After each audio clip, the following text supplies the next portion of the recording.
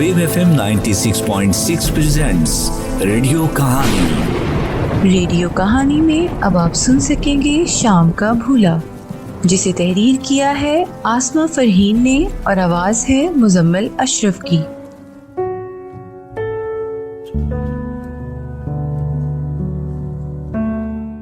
मुजम्मिल 8वीं जमात का तालिब इल्म था। अच्छी तालीम दिलाने के लिए उसके वालिद को 2 जगह मुलाजमत करना पड़ती थी, मगर मुजम्मिल को एहसास भी न था। हर रोज नित नई फरमाइशें करके वालिदैन को सताता था। एक दिन खाने के टेबल पर सब घर वाले बैठे थे। मुजम्मिल बोला, बाबा मुझे आईफोन चाहिए। उसके वालिदैन, दादा जान और उसके तीनों छोटे बहन भाई भी साथ बैठे खाना खा रहे थे। जब आपको पता है कि आपको मैट्रिक के बाद फोन मिलेगा, तो फिर ये नई फरमाइश कैसी? मेरे तमाम दोस्तों के पास आईफोन है बाबा, और आपको पता है वो रोजाना गाड़ियों में स्कूल आते हैं, एक मैं ही गरीब हूँ। अब्बा जी, आप देख रहे हैं मुजम्मिल कितना बदतमीज हो गया है। कोई बात नहीं, बच्चा है, आहिस्ता आहिस्ता समझ बूझ आ ही जाएगी। दूसरे रोज स्कूल में जब खाने का वक्फा हुआ तो मुजम्मिल के दोस्त तंग करने लगे। देखो तो सही, ये अभी तक फोन ही नहीं ले सका। दोस्तों के मुसलसल छेड़ने पर वो मुंह बनाकर वहां से उठा और जाने लगा। अचानक उसके एक दोस्त ने उसका हाथ थामा और मुजम्मिल के कान में कुछ कहा, जिस पर उसकी आंखें चमक उठीं। घर आया तो उसने अपने जमाशुदा पैसे जेब में रखे और अपनी अम्मी से खेलने का कहकर बाहर निकल गया। अपने इलाके की सड़क पर चलते चलते वो बाहर बड़ी सड़क तक आ गया। मुजम्मिल ने अपनी अम्मी से खेलने के लिए जाने का बहाना बनाया, लेकिन हकीकत में उसके दिमाग में कुछ और ही चल रहा था। उसने सोचा, ऐसा करता हूँ कि किसी बस में बैठ जाता हूँ, जब आखिरी स्टॉप आएगा तो वहाँ उतर जाऊंगा। जब मैं इन्हें नहीं मिलूंगा तो सब परेशान हो जाएंगे और बाबा जान को मेरी फरमाइश पूरी करना पड़ेगा। ये सोचकर वो मुस्कुराया और एक बस में सवार होकर आखिरी स्टॉप तक पहुंच गया।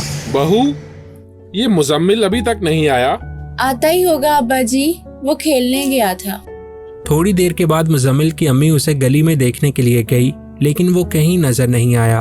बेटा, आपने मुजम्मिल को देखा है? आंटी, आज तो मेरी मुजम्मिल से मुलाकात ही नहीं हुई। मुजम्मिल के दादा जान और उसके वालिद मिलकर मुजम्मिल को ढूंढने निकल गए, लेकिन वो कहीं ना मिला। दूसरी जानिब बस से उतरकर उसे एक लम्हे को खौफ महसूस हुआ।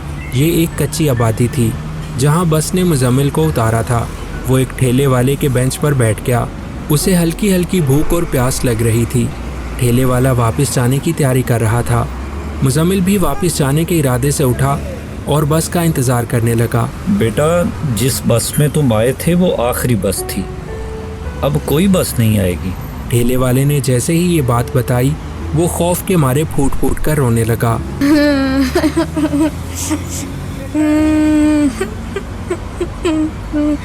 सच सच बताओ कि तुम अकेले क्यों आए हो? मुजम्मिल कपकपाते हुए होंठों से कुछ कहना ही चाह रहा था कि ठेले वाला बोला, मेरी मानो तो तुम मेरे साथ मेरे घर चलो। ये इलाका अच्छा नहीं है। मैं कल सुबह तुम्हें तुम्हारे घर छोड़ आऊँगा। मुजम्मिल एक लम्हे को हिचकिचाया, फिर ठेले वाले के साथ चल पड़ा। ठेले वाला मुजम्मिल को अपने साथ घर ले आया। ये 2 कमरों का एक छोटा सा घर था, जिसमें ठेले वाला अपने वालिदैन और बीवी बच्चों के साथ रहता था। ठेले वाले की बीवी बावर्ची खाने से पसीना पोंछती हुई बाहर आई और मुजम्मिल को देखकर हैरत से पूछा, ये लड़का कौन है? मैं बताता हूँ। मुजम्मिल का हमउम्र ठेले वाले का बेटा जिशान उसके लिए पानी लाया और उससे बातें करने लगा। तुम्हारे पास मोबाइल नहीं है? है, अब्बू के पास है, छोटे वाला। इतने में ठेले वाले की बीवी ने जमीन पर दस्तरखान बिछाया और खाना लगाया। मुजम्मिल का भूख से बुरा हाल था। वो भी हाथ धोकर खाना खाने लगा और सोचने लगा, मम्मा मुझे बहुत भूख लगी है। मुजम्मिल, मैं खाना गरम कर रही हूँ, जल्दी से हाथ धोकर आओ।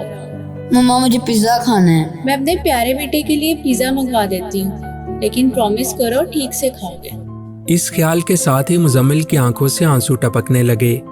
बेटा, क्या तुम्हें अपने घर का मोबाइल नंबर याद है? मुजम्मिल ने अपने वालिद का मोबाइल नंबर बता दिया। कुछ देर बाद मुजम्मिल के वालिद की गाड़ी ठेले वाले के घर के सामने आकर रुकी। वो खुशी से अपने बाबा के साथ लिपट कर रोने लगा। मुजम्मिल के वालिद ने ठेले वाले का शुक्रिया अदा किया और बिलाखिर मुजम्मिल अपने घर वापस आ गया। सब घर वाले मुजम्मिल को सही सलामत देखकर बहुत खुश हुए और अल्लाह का शुक्र अदा करने लगे।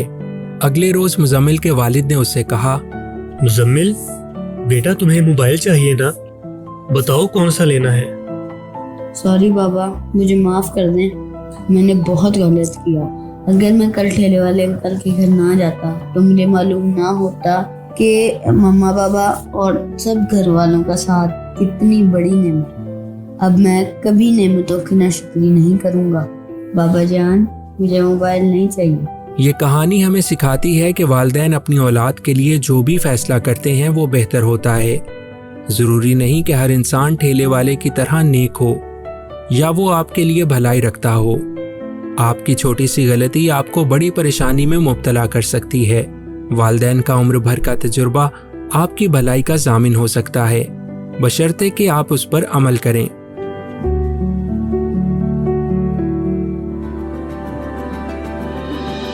आप सुन रहे थे रेडियो कहानी में आज की कहानी शाम का भूला।